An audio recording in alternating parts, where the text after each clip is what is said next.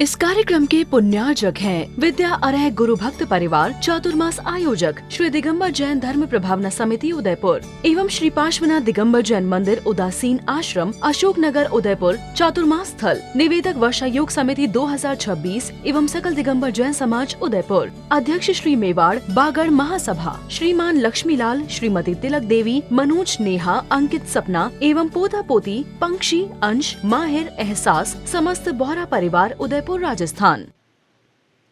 भगवान ऋषभ देवी की स्तुति करने के लिए रोज की तरह आज भी यहाँ उपस्थित हुए हैं। तीर्थंकर भगवंतों की स्तुति करने के लिए हम सभी तैयार हुए हैं, लेकिन हमारे पास शक्ति नहीं होने के बावजूद भी फिर भी प्रयास किया जा रहा है कि हे भगवान, मैं बुद्धिहीन हूँ, मैं लज्जाहीन हूँ, मेरे पास आपके गुणगान गाने की क्षमता भी नहीं है, फिर भी मैं प्रयास करूँगा।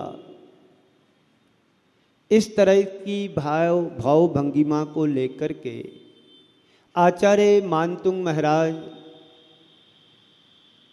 प्रभु चरणों में तल्लीन लवलीन होते हुए गुणों का गुणानुवाद कर रहे हैं। कल हमने 3 छंदों की बात की थी, उसी के चौथे छंद को मैं आगे बढ़ा करके आपको ले चल रहा हूँ। पहले छंद का उच्चारण करेंगे, बाद में हम आपके लिए समयानुसार समझने की समझाने की कोशिश करूँगा। देखिएगा पुस्तक में भक्तुम गुणाने गुणे समुद्रे शशांक कांतान। बोलिए सभी, पीछे आवाज़ आना चाहिए यहाँ तक। भक्तुम गुणाने गुणे समुद्रे शशांक कांतान। वक्तुम गुणान गुण समुद्र शशांक कांतान। कस्ते क्षमा सुरे गुरु प्रतिमोपि बोध्या। कस्ते क्षमा सुर गुरु प्रतिमोपि बोध्या। कल्पान्ते काले पविनोदत नाक्रचक्रम। कल्पांत काल पवनोदत नाकचक्रम। कोबातरी तुमलमम्बो निधिं भुजाभ्याम। कोवातरी तुमलमम्बो निधिं भुजाभ्याम।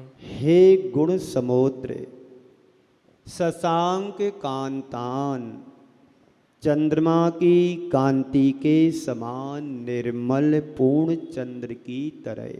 शशांक कांतान यानी चंद्रमा की ज्योत्सना के समान आपका ये मुखमंडल है, जो कैसा है, निर्मल है। चंद्रमा में तो फिर भी दाग है, लेकिन आप में कोई दाग नहीं है।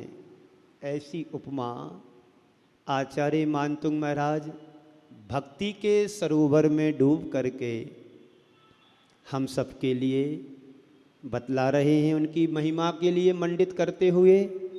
तब गुण आपके गुणों को वक्तुम बोलने के लिए, आपके विषय में बोलने के लिए, सुर गुरु प्रतिमो अपि यानी देवों के स्वामी बृहस्पति भी आपकी स्तुति करने में समर्थ नहीं है। बुद्ध्या अपनी बुद्धि से, क्षमा क्या समर्थ है, नहीं है। उदाहरण क्या दिया है, बहुत सुंदर उदाहरण दिया है। कल्पांत काल पवनोद्धत नक्र चक्रम। प्रलयकालीन वायु से युक्त उत्ताल तरंगों से युक्त नक्र चक्रम, जिसमें बड़े बड़े मगरमच्छ हैं, यानी जिस समुद्र में सुनामी की तरह लहरें उठ रही हों, उस सुनामी से युक्त लहरों से युक्त समुद्र को बात तरी तुमल मंबू निधि भुजाभ्यान, इन भुजाओं से कौन पार करा सकता है? कोई नहीं। यानी अंबु निधि में भुजाभ्याम कोवा तरी तुमल। आचार्य कहते हैं ऐसे प्रलयकालीन सागर को जो वायु से युक्त है, क्षोभ को प्राप्त हो रहा है, वह समुद्र अपनी भुजाओं से तैरने में कौन समर्थ हो सकता है? अर्थात कोई नहीं। छोटे से सरोवर को तैरने में तो पसीना आ जाता है, जो समुद्र हो, विकराल लहरें उठ रही हो एकदम प्रचंड, उसको कोई समर्थ हो पाएगा पार करने के लिए? अर्थात कोई नहीं। तो भगवान में बुद्धिहीन हूँ, मैं आपकी स्तुति कर रहा हूँ, क्योंकि मुझे मालूम है बुद्धि पाकर के भी आपकी स्तुति नहीं होगी। बड़े बड़े विद्वान पंडित लोग भी आपकी स्तुति नहीं कर पाए, तो मैं तुच्छ प्राणी कैसे कर पाऊंगा? देखिए, थोड़ा सा व्यक्ति को ज्ञान हो जाता है तो फूला नहीं समाता है।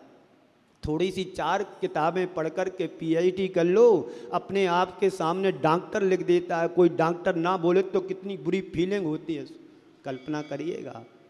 कुंतु कुमार जी के लिए बड़ा ज्ञान है और उन्हें कुंतु कुमार जी पंडित या विद्वान ना बोलें तो उनको फिर देखो कैसा लगेगा। मैं प्रवचन कर लेता हूँ, कोई मेरी पूजा ना करे, बोले नहीं आप तो अच्छा प्रवचन करें, तो कैसा लगता होगा? एक उदाहरण है। तो कह रहे हैं जब बड़े बड़े विद्वान भी आपकी स्तुति नहीं कर पाए, क्योंकि आप उन सबसे परे हो, ऊपर उठ चुके हो। बुद्धि आपकी स्तुति नहीं करती। जब बुद्धिमान आपकी स्तुति नहीं कर पा रहे हैं तो मुझे आपकी स्तुति करने में क्या संकोच? जैसे वे हैं वैसे मैं हूं, कोई अंतर नहीं है। इसलिए मैं आपकी स्तुति करने के लिए उद्यत हुआ हूं, तैयार हुआ। तो बुद्धि, भक्ति, शक्ति और लज्जा, अगर धर्म का काम करना है तो बुद्धि मत लगाओ। जैन दर्शन कहता है समर्पण की परिभाषा हो, समर्पित होकर के जुट जाओ, बड़ा आनंद आता है। जो तुम करोड़ों लाखों रुपए खर्च करके नहीं पा सकते हो, जो मुफ्त में पा जाओगे। जैन धर्म कहता है तुम्हें पैसे नहीं लगाना है, खुद को जुटाने की कोशिश करना है। दीक्षा लेने में कोई पैसे लगते हैं, छोड़ने में पैसा लगता है। इसलिए आचार्यों ने कहा है दानी की प्रशंसा होती है। आप दान देते हो, लोग तालियां बजा देते हैं, बहुत अच्छा काम किया आपने। दानी की प्रशंसा होती है, त्यागी की पूजा होती है। अब तय तुम्हें करना है कि दान करना है तो कुर्सी पर बैठो, और त्याग करना है तो हमारे पास आ जाओ। प्रशंसा दानी की जाती है, पूजा त्यागी की होती है, ये सिद्धांत है। तो भगवान, अगर धर्म का मुझे काम करना है तो कोई बुद्धि मत लगाओ। भक्ति एक सकारात्मक संवेग है जो भावना के प्रभाव में प्रकट होता है। आपकी भावना समर्पण की होगी तो आपके रोम रोम से भक्ति प्रकट होगी। कहने की जरूरत नहीं है, जो बिना वाद्य के नाचता है वो बाजे बजे वो नाचे ना, ये संभव नहीं। नाचना ही नाचना है। जो बिना वाद्य के भक्ति करता है, आत्मा में लीन होकर के स्तुति करता है, और कहीं उसे संगीत का पुट मिल जाए तो उसका आनंद ही आनंद। अभी आप रविंद्र जैन की पूजन को सुन रहे थे, मुझे तो पूरी पूजन सुन सुन करके याद हो गई। बहुत अच्छे शब्द उन्होंने पुष्प चढ़ाते समय उन्होंने समर्पित किए हैं। हम गुरु चरणों से दूर ना हो तो पुष्पों की पर्याय मिले। एक इंसान पुष्प बनने के लिए लालायित हो रहा, क्योंकि उसको पता है कि गुरु चरणों में, प्रभु चरणों में पुष्प यदि मैं बन जाऊं तो मेरा उद्धार उस पर्याय में भी हो जाएगा। और इंसान बनकर के प्रभु चरणों से दूर भाग रहा है। ये हमारे जीवन की बड़ी विडंबना है। इंसान जब नहीं बनाता तो नरकों में जाकर के कसम खा रहा था, कसम भगवान की एक बार मुझे मनुष्य बना दो, मैं अपना कल्याण कर लूंगा। और इधर आकर के सब भूल जाता है संसार के राग रंग में, विषयों में, पंचेंद्री के, और खुद को उलझाता है, संपर्क में आने वालों को भी उलझा देता है। तो हम चरणों से दूर ना हो तो पुष्पों की पर्याय मिले, पुष्प रूप गुरुदेव हमारे इन भावों को न्याय मिले। जो मैं भाव लेकर के आपके चरणों में आया हूं, इसको न्याय दो, न्याय करो मेरे साथ भगवान। यही तो भाव आचार्य मान तुम भगवान के चरणों में कर रहे हैं। मेरे पास सामर्थ्य नहीं है, बुद्धिहीन हूं, लज्जाहीन हूं, फिर भी आपकी भक्ति करने के लिए मैं उद्यत हुआ हूं, समर्पण हो रहा हूं। जब विद्वान आपकी पंडित लोग स्तुति नहीं कर पाए तो मैं कैसा तुच्छ प्राणी आपकी कर सकता हूँ। फिर भी कोशिश करने वालों की हार नहीं होती। जब छोटी चीटी नन्ना दाना लेकर के सौ बार चढ़ती है, फिसलती है, कोशिश करने वालों की हार नहीं होती है। चले आगे। तो जो भावना के प्रभाव में प्रकट होती है, भक्ति भावना से प्रकट होती है। भावना में समर्पण है, बस हो गया सो हो गया। बुद्धि कहेगी लाभ क्या है। एक बुद्धि होती है और एक होता है समर्पण। बुद्धि कहती है मैं दिन के उजाले में भटक जाती हूं, बुद्धि कहती है मैं दिल के उजाले में भटक जाती हूं, और श्रद्धा कहती मैं रात अंधेरों में बेधड़क चला करता हूँ। ये अंतर है। बुद्धि आयाम कराती है, कहाँ दान दूँ, किसको दूँ कि नहीं दूँ, चलो और तो दे दिया, अब कल देखेंगे, आगे देखेंगे। दूसरा काम बताना महाराज, ये तो नहीं कर पाऊँगा मैं। ये कौन करा रहा है? संगीता जी, कौन करा रहा? ये तुम्हारी बुद्धि करा रही है कि कहाँ देना कहाँ नहीं देना। लेकिन जो समर्पित होता है, जी गुरुदेव कहाँ भेजना ये बताओ आप, तो उधर चूंकि किंतु परंतु नहीं चलता है। वही भावना हमारे आचार्य मान तुक महाराज कह रहे हैं कि पहले ये बताओ बुद्धि जोड़ घटाओ लगाती है। ज़्यादा बुद्धि लगाने वाले लोग जीवन में वहीं रह जाते हैं जहाँ थे 50 वर्ष पहले, वहीं हैं। 1 रुपया की 3 अठन्नी करते हैं, 200 साल का जोड़ करके चलते हैं। सबसे बड़ा झूठ इंसान यदि बोलता है तो एक झूठ बोलता, बाकी तो उसके जाने वो जाने। क्या है? मेरे पास बहुत समय है, और एक पल का खबर नहीं, समय तुम्हारे पास बहुत है।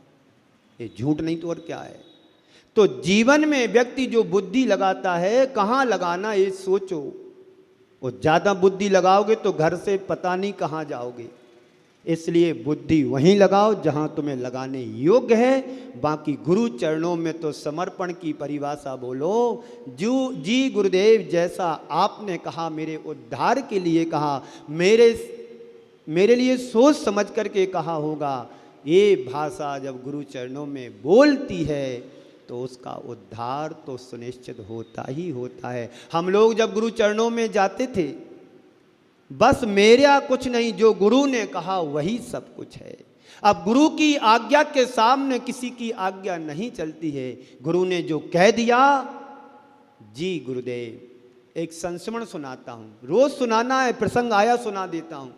बात बहुत पुरानी है, 90 के दरमियान की है। पूज्य प्रमाण सागर जी, समता सागर जी और एलग निश्चय सागर जी का मड़िया जी में प्रवास था। गुना में सोनगढ़ियों का पंच कल्याणक होना था।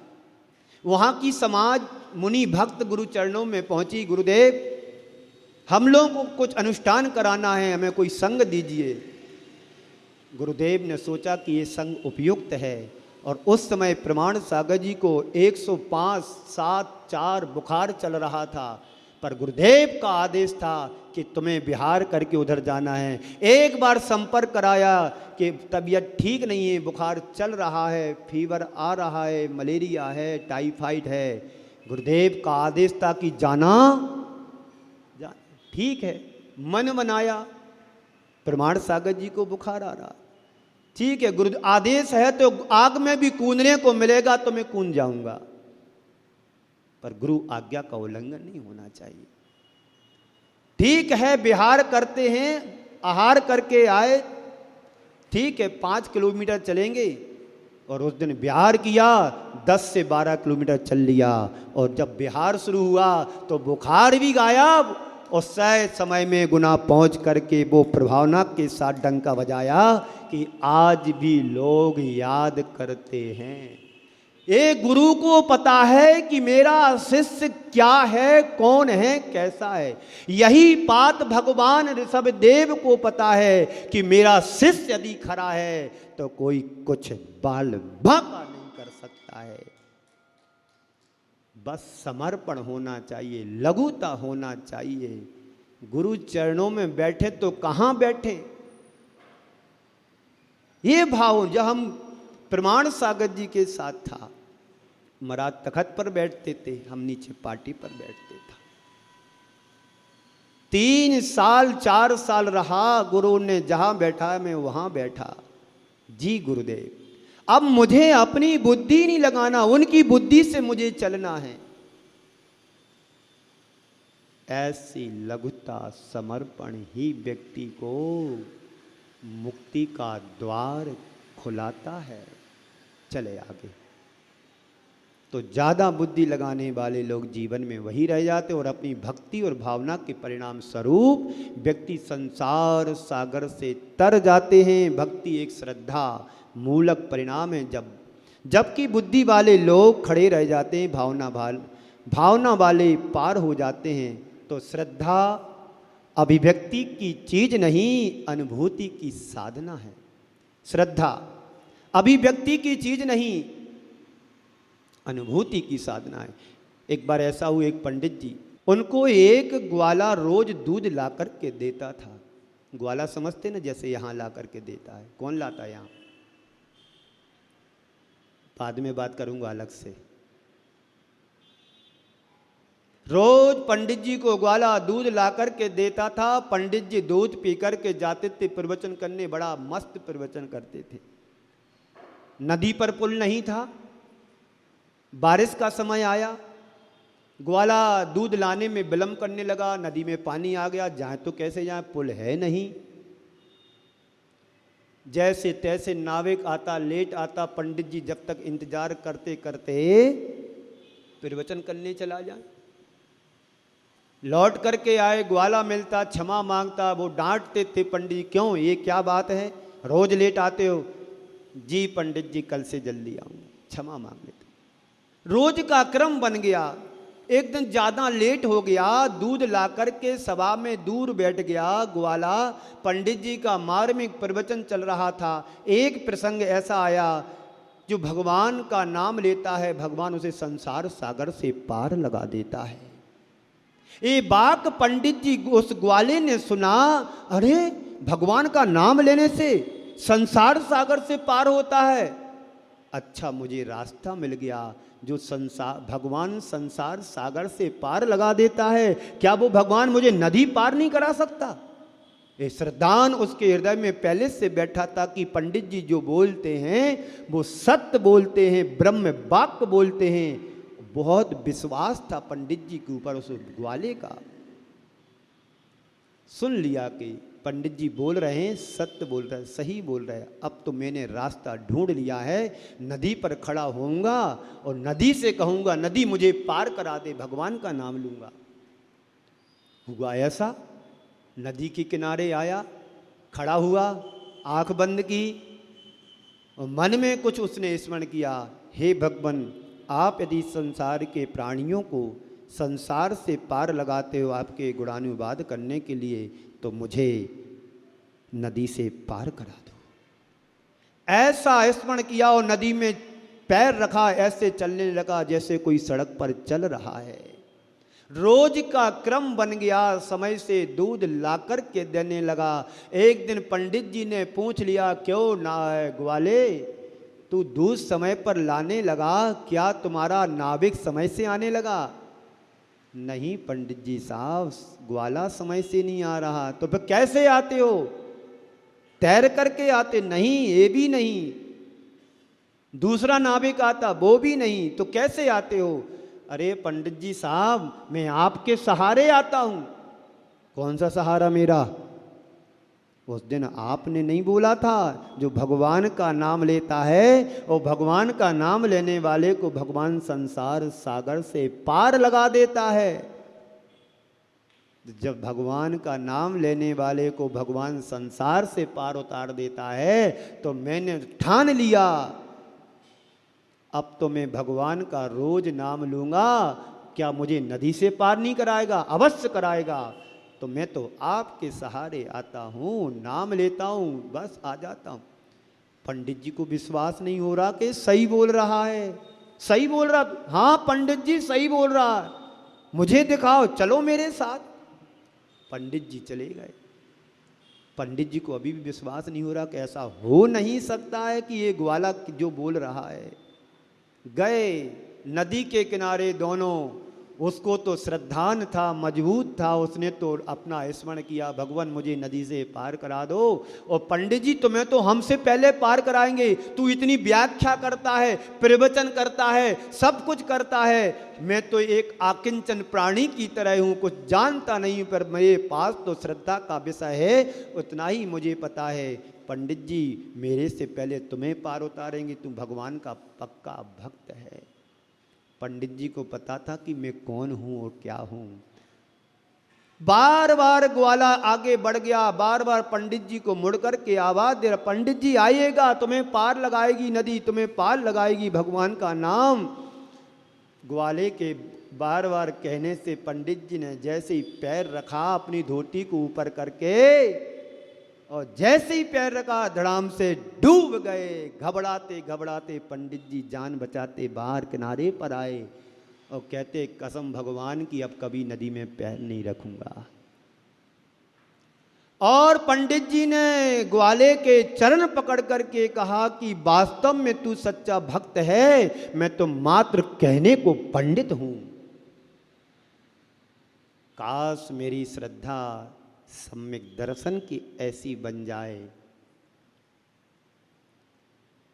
कि प्राण जाए पर प्रण ना जाए, तो आज भी हम अपने हृदय में उस श्रद्धान को उद्घाटित कर सकते हैं। बंधु, दोनों चीजें हमारे सामने हैं, तो अब हमारे लिए क्या करना है? तो आचार्य कहते हैं, बालम विहाय जल संस्थित मिंदु बिंबे सहसा गृहीतुम। भगवान की भक्ति हृदय में तभी उमड़ेगी जब तुम्हारे हृदय में बाल भाव की बालम विहाय, बाल भाव की अभिव्यक्ति होगी। एक बालक कैसा होता? निश्चल होता है, उसे कुछ भी नहीं पता कि भगवान है, कि मंदिर है, कि धर्मशाला है, कि साधु है, कि संत है। आप छोटे से बच्चे को कहते नमो, ढोक दो, नमन करो, बच्चा पूरा लेट जाता है गुरु चरणों में। ये बाल बुद्धि है, और बाल बुद्धि में कोई तर्क वितर्क कुतर्क नहीं चलता है। जैसे जैसे बालक बड़ा होता है, उसके साथ बहुत सारी कंडीशनें जुड़ती चली जाती है, बुद्धि भी बढ़ती है, दिमाग भी बढ़ता है, शरीर भी बढ़ता है, पर्सनालिटी भी बढ़ती है। जो मजा बाल अवस्था में होता है, कहीं पर भी सो जाओ, कुछ भी खा लो, घूम लो, फिर लो, सब कुछ स्वतंत्रता के साथ। जैसे जैसे बड़ा होता है कंडीशन बदलती चली जाती हैं। तो भगवान की भक्ति तुम्हारे हृदय में तभी उमड़ेगी जब तुम्हारे हृदय में बाल भाव की अभिव्यक्ति होगी। भगवान के समक्ष जब भी जाओ, तो व्यक्ति अधिकारी बनकर के मत जाओ। क्या बनकर के जाओ? बच्चा बनकर के जाओ। निश्चल बनकर के जाओ, कोई विकल्प नहीं। जैसे तैसे बुद्धि बढ़ती है, वितर्क आता है। देखो बच्चा मन क्या होता है। एक बच्चा भगवान की वेदी के सामने कुछ बुदबुदा रहा था। उसे नहीं पता कि मैं क्या कर रहा हूं, पर उसके पास जो अभिव्यक्ति के शब्द थे, बस उसे पता था कि मैं जो जानता हूं वही बोल दो। आप लोग तो पुस्तक पकड़ते हैं, याद करते हो, फिर छंद बोलते हो, फिर स्वच्छंद हो जाते हो। भगवान को सुना दिया, बस भगवान से दिन भर के पाप की क्षमा मांग ली। भगवान अब मैं जा रहा हूं पाप करने के लिए, क्षमा करना। पर बाल बुद्धि में ये भाव नहीं है। जो है सो समर्पण है। मुझे पल की भी खबर नहीं, ना कल की खबर ना पल की खबर, कर ले दान जरा सा तू। ये बाल भाव होता है। भगवान से मैं तो केवल यही जानता हूं कि भगवान तू मेरा है और मैं तुम्हारा बाल बच्चा हूं, बालक हूं। पर मेरे पास शब्द नहीं, मेरे पास भाव है। शब्द तो सीमित होते हैं और भाव असीमित होते हैं। आप यहाँ बैठे हैं प्रकाश जी, आप अभी 20 दिन पहले घूम करके आए। एक क्षण आते ही वो सारी स्मृतियाँ तुम्हारे मानस पटल पे तैरने लगती हैं। कहाँ रुका था, कहाँ भोजन किया था, कहाँ खाना खाया था, किस की गाड़ी की थी, कौन सी झील में गए थे, कौन से स्पॉट पर गए थे, सुसाइड पॉइंट पर गए थे, कि सूर्य क्या बोलते उसको, सन सेट पॉइंट पर गए थे। ये सारी स्मृति एक क्षण में आ जाती हैं। तुम्हारा विल पावर और तुम्हारी मेमोरी कितनी स्ट्रांग है कि नाम लेते ही शिखर जी बोलते ही प्रार्थना टोंक पर पहुंच जाते हैं। शिखर जी का नाम लेते ही गुणायतन में पहुंच जाते हैं। शिखर जी का नाम लेते ही 13 पंक्ति 20 पंक्ति कमरे पर चले जाते। दरवाजा कैसा था, खिड़की कैसी थी, एसी चल नहीं रही थी, पानी अंदर आ रहा था। ये सारी प्रॉब्लम जो है अच्छे क्षण वो सब स्मृति में आ जाते। किसने 25 साल पहले मुझे गाली दी थी वो आधे याद है, पर 5 दिन पहले कौन सी पूजन की थी वो पता नहीं। तो बाल बुद्धि हो, शब्द सीमित हो सकते, भाव असीमित होते हैं। और दुनिया में जितनी भी प्रार्थनाएं बनी हैं भगवान, सब इसी के द्वारा, अक्षरों के द्वारा बने हैं। जितने मंत्र बने हैं इन शब्दों के द्वारा बने हैं। बाल भाव की अभिव्यक्ति होने के बाद मनुष्य अपनी तरफ से फिर कुछ नहीं सोचता है। उसके मन में कोई संकोच नहीं, लज्जा नहीं। संत कहते हैं जब बुद्धि बढ़ जाती है वहाँ अच्छा काम करने में मन सकुचता है।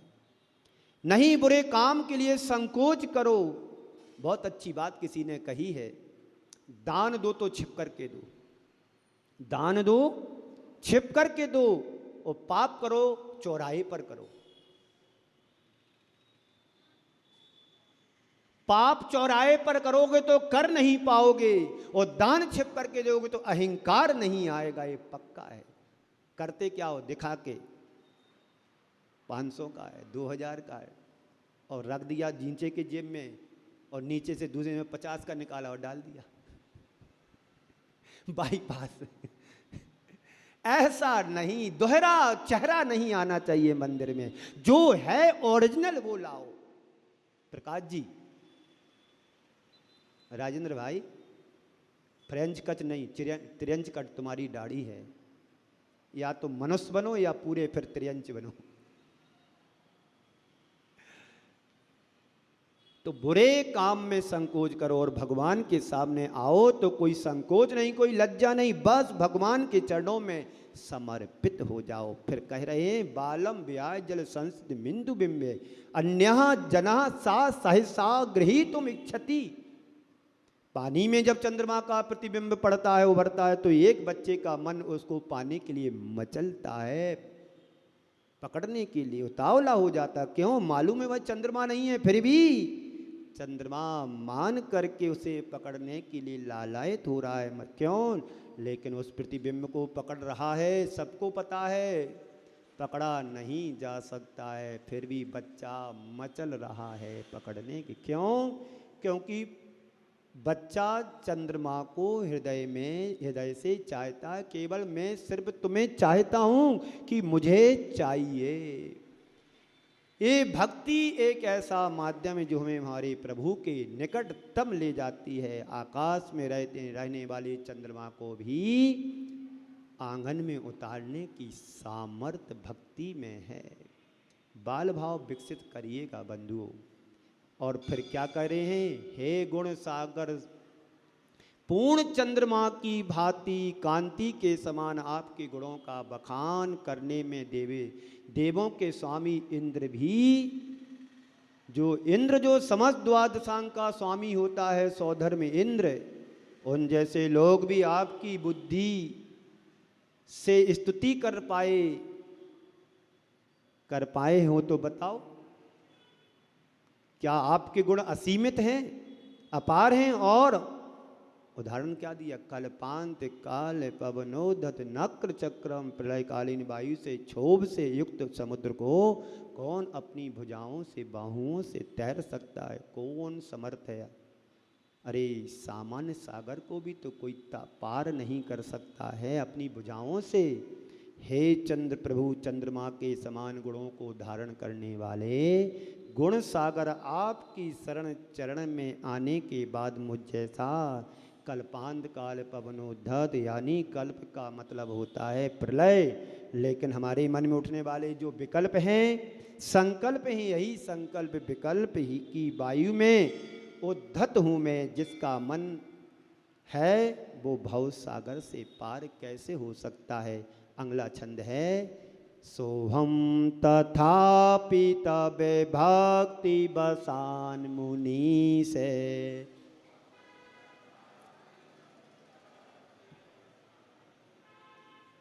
सोहम तथापि तबे भक्ति बसान मुनि से।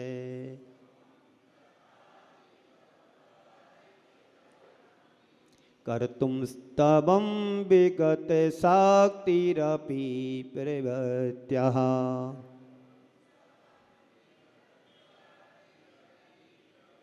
पीत्यात्मे वीरिमविचारि मृगे मृगेन्द्रम्।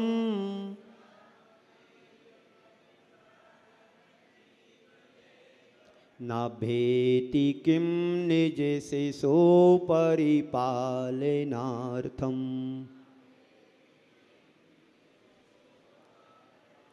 भक्ति कैसी होती है सो कह रहे हैं। अभी तक परिचय दिया भगवान मैंने, अब स्तुति शुरू कर रहा हूँ। क्यों कर रहे हैं? क्या अच्छी बात कह रहे हैं भगवान इस छंद में। मैं अपनी सामर्थ्य जानता हूँ, मैं कैसा हूँ। सो हम मैं, तथापि तब भक्ति बसात, फिर भी वैसा हूँ तो भी आपकी भक्ति के वशीभूत हो करके। हे मुनीश, यानी हे मुनियों के ईश, केवल मानतों के ईश नहीं है। हे गुरुवर श्री विद्यासागर जी महाराज मेरे ही नहीं है, जगत के समस्त प्राणियों के प्राणधारियों के गुरुवर थे। ऐसे ही आचार्य मान तुम महाराज कह रहे आप मेरे ही ईश नहीं हो, आप तो सबके ईश्वर हो। मेरे जैसे सारे मुनियों के ईश हो, मेरे जैसे सारे भक्तों के ईश हैं। हे जगदीश, हे मुनीश, हे मुनिनाथ, हे जगत पालक, हे भगवान, मैं बालक हूँ, मैं लज्जा से हीन हूँ, मैं बुद्धि से हीन हूँ, मैं शक्तिहीन हूँ, फिर भी आपकी कर्तुम स्तवम विगत शक्ति अपि प्रवृत्तः।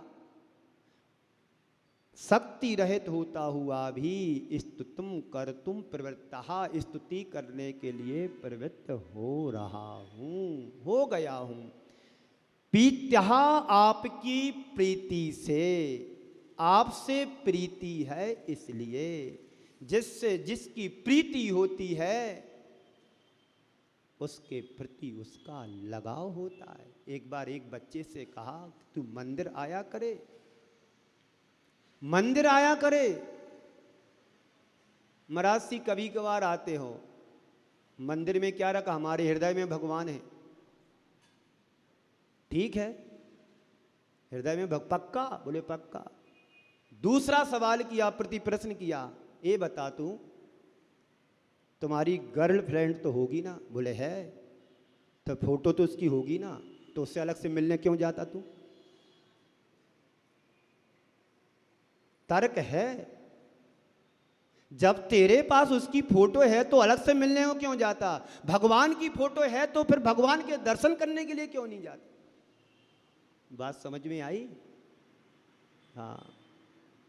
पीत्याह, आपसे प्रीति है, आपसे अनुराग है, प्रेम है, इसलिए मैं आपकी भक्ति में प्रवृत्त हो गया। आत्मवीर अभिचार्यम, अपनी आत्मा की शक्ति का विचार किए बिना किम क्या, निज शिशु परिपालनार्थम, जैसे अपने बालक की शिशु की रक्षा के लिए मृगी जो हिरणी है, मृगेंद्र पेति ना भेती, शेर के सामने क्या नहीं आती है, शेर का मुकाबला नहीं करती, करती ही है, मैं आ रहा हूं, मैं आपकी स्तुति कर रहा हूं। उदाहरण कितना अच्छा दिया भगवान ने कि एक हिरणी अपने बच्चे की रक्षा के लिए नहीं, एक हिरणी अपने बच्चे को दूध पिला रही है, इसी बीच को यदि शेर उसके बच्चे को पकड़ लिए, जैसे ही शेर झपटने को तैयार होता है तो वह हिरणी अपने बच्चे की रक्षा के लिए, बचाने के लिए शेर के सामने आ जाती है। एक कहानी तुमने सुनी होगी, एक गाय शाम के समय घर लौट रही थी, शेर ने उसे पकड़ लिया, तू भाग नहीं सकती, मुझे शिकार करना है। तो गाय कहती है, वनराज मेरा एक छोटा सा दूध पीता बछड़ा है, मुझे उसे दूध पिलाने इंतजार कर रहा होगा। नहीं नहीं, झूठ बोलती है, वनराज विश्वास करो, मैं अभी आती हूं। गाय जाती है अनमनी मन से, जैसी बछड़ा देखता है, माँ तो रोज रमाती आती थी, प्रसन्न चित्त आती थी, आज अनमनी क्यों आ रही है, उदास क्यों आ रही है? बछड़े ने पूछ लिया, क्या बात है? अरे तू जल्दी जल्दी दूध पे, मुझे जंगल वापस जाना है। क्यों जाना है? बड़ी मुश्किल से बताई, मैं वनराज को वचन दे करके आई हूं। क्या बात है? मैं भी साथ चलता, उसने दूध नहीं पिया। और माँ और बेटे दोनों जाते हैं, शेर दंग रह जाता देख करके, एक नहीं दो दो शिकार आ रहे। माँ आगे जाती है तो माँ, बछड़ा कहता मेरे सामने माँ का हाल हो ऐसा हो कभी कदापि नहीं। और माँ की रक्षा के लिए, बछड़े की रक्षा के लिए माँ आगे आ जाती है। इस दृश्य को देख करके सिंह का मन भी द्रवीभूत हो जाता है, उसने शिकार नहीं किया। एक बात्सल और प्रेम की अभिव्यक्ति का एक श्रेष्ठ उदाहरण है। तो यही बात कह रहे, जैसे एक हिरणी माँ अपने बच्चे को दूध पिला रही है, इसी बीच शेर उसको पकड़ने के, झपटने के लिए आ जाता शिकार करने को। तो माँ हिरणी बच्चे की रक्षा के लिए सिंह के सामने पहुंच जाती है कि तुम मुझे खा लो, खा सकते हो, लेकिन मेरे लाल को, जी के लाल को टुकड़े नहीं कर सकते। और हिरणी भिड़ जाती है। क्यों? क्योंकि उसको उसके सामने बच्चे से प्रीति थी, स्नेह था। कभी ना कभी हमारे जीवन का उद्धार अवश्य होगा। ऐसी भक्ति हमारे हृदय में उद्घाटित हो, हम भगवान के चरणों में जाएं तो बुद्धि ना लगाएं, समर्पण से जाएं, बाल बुद्धि लेकर के जाएं, बालक की तरह जाएं, तो हमारे जीवन का कल्याण है, हमारा मार्ग प्रशस्त होगा। इसी मंगल पुनीत भावना के साथ मैं आप सभी को यहीं पर विराम देता हूँ। बोलिए परम पूज्य आचार्य गुरुवर श्री विद्यासागर जी महाराज की। इस कार्यक्रम के पुण्यार्जक थे विद्या अरह गुरु भक्त परिवार चातुर्मास आयोजक श्री दिगंबर जैन धर्म प्रभावना समिति उदयपुर एवं श्री पार्श्वनाथ दिगंबर जैन मंदिर उदासीन आश्रम अशोक नगर उदयपुर चातुर्मास स्थल निवेदक वर्षा योग समिति 2026 एवं सकल दिगंबर जैन समाज उदयपुर। अध्यक्ष श्री मेवाड़ बागड़ महासभा श्रीमान लक्ष्मीलाल, श्रीमती तिलक देवी, मनोज, नेहा, अंकित, सपना एवं पोता पोती, पंक्षी, अंश, माहिर, एहसास, समस्त बोहरा परिवार उदयपुर राजस्थान।